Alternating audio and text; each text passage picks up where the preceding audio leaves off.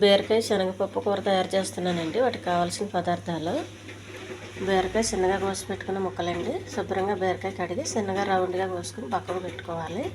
నానబెట్టిన పచ్చెనగపప్పు, కొద్దిగా అల్లం వెల్లుల్లి పేస్ట్, కొంచెం జీలకర్ర, కొద్దిగా ఉప్పు, ఆవాలు, పసుపు, కారం, నూనె, ఉల్లిపాయ,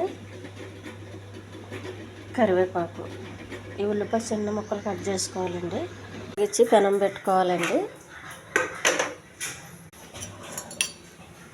కొద్దిగా నూనె అండి,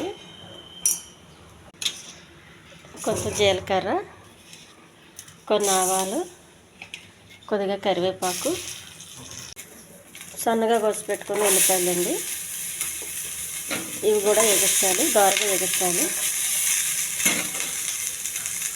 కొద్దిగా అల్లం వెల్లుల్లి పేస్ట్ అండి, కొంచెం చాలా ఎక్కువ అవసరం లేదు. కొంచెం పచ్చివాసన పోయేంత వరకు ఎగచాలి. నానబెట్టుకున్న పచ్చెనగపప్పు అండి. పచ్చెనగపప్పు ఏమి ఉడికించే అవసరం లేదు, బీరకాయతో పాటు ఉడికిపోతుంది. ఫస్ట్ ఇది ఉడకనివ్వాలి. కొంచెం కొద్దిగా వాటర్ అండి, పప్పు ఉడకడం కోసం. కొద్దిగా కారం అండి, బీరకాయకి తక్కువే పడుతుంది కారం. కొంచెం పసుపు, కొద్దిగా ఉప్పు అండి. మూత పెట్టాలండి పప్పు ఉడికేంత వరకు. బీరకాయ ముక్కలండి కోసి పెట్టుకున్నాయి, ఈ ఉడికిన పప్పులో వేసేయాలి. ఉప్పు, కారం, పసుపు పట్టేంత వరకు బాగా కలపాలండి. బీరకాయ వేసినాక వాటర్ వేయద్దు, బీరకాయలోంచి చాలా వాటర్ వస్తుంది కాబట్టి.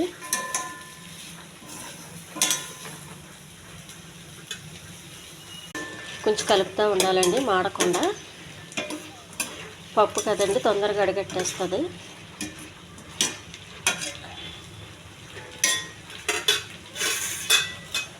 పచ్చి కొబ్బరి తురుమండి ఇది.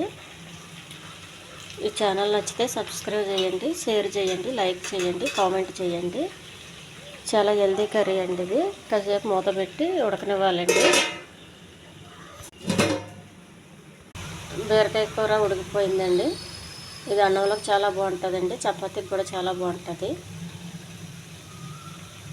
స్టవ్ పని చేయాలండి, ఇంకా మరీ ఎక్కువగా ఉడికించొద్దు, బీరకాయ తొందరగా ఉడికిపోతుంది కాబట్టి. వాటర్ లేకుండా చూసుకోవాలండి, మరి పొడి పొడిలాడుతా కాదు.